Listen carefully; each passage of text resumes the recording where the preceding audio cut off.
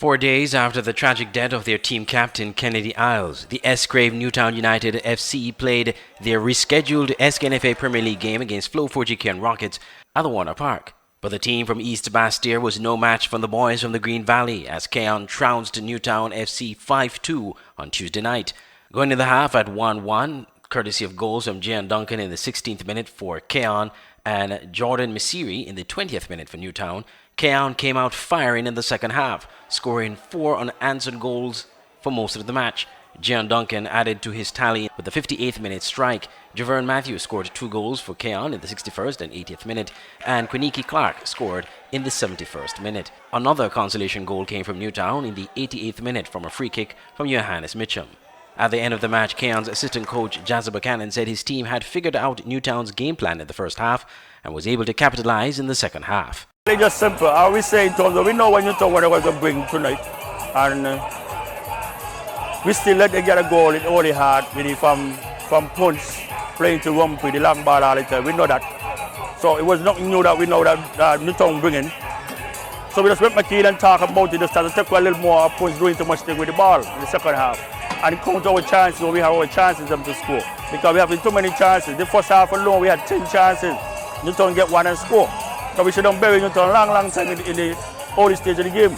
But we allow them to come back in the game. And again, the latter part of the game here again, we allow Newtown to come back and get a free kick. When we had possession of the ball, I just thrown over the ball to them and foul them.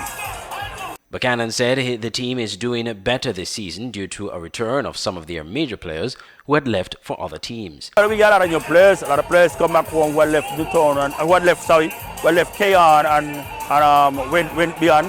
A lot of players come back home, what ready for. And we had young fellows them who was new. Because we say last year we had playing with a lot of up and down with injury and not playing good. In that we had a lot of players now who first were playing the Premier League for the very first time. Didn't understand how the system how me and Coach Man was bringing into the team, and we were striving. Then when the school had exam now, we had to lose a lot of the players, so we had to go back to most of the players who ain't in 100% fit. So we know in terms of when we get these guys on track and more now understanding in terms of Cayon football, we know we're going to get wet. Meanwhile, coach Earl Jones of Newtown FC believes his players lacked the commitment needed to win the match. I believe it's just discipline. The fellas don't be disciplined to come and train. I mean, we started out good, went on a run. I don't know if it's the loss of the captain probably went through the team. Yesterday he was a bit sad over at the training ground. But nevertheless, the guys them was willing to play and they decided to come and play for the community and play for Kennedy as well. He commented on the loss of their team captain, Kennedy Isles, who was killed last Friday. He said his death is a major loss to the team and the community. It's a really big loss. I mean, Kennedy was instrumental in putting this team together after losing out on about 18 players from last season. So, I mean, he also was the captain.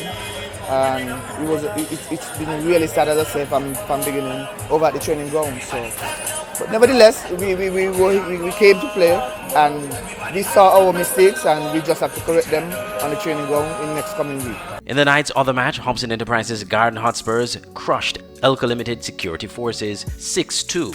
Steve Archibald scored a hat-trick for Spurs in the 20th, 29th and 43rd minutes. Jasani Merritt scored 2 goals in the 47th and 70th minutes, and Dajal Kelly in the 83rd minute, all for Spurs. Scoring for Security Forces, Lesbert Jeffries in the 53rd minute, and Shaveen Boston scoring from the penalty spot in the 69th minute. The SKNFA Premier League resumes on Saturday at the Warner Park.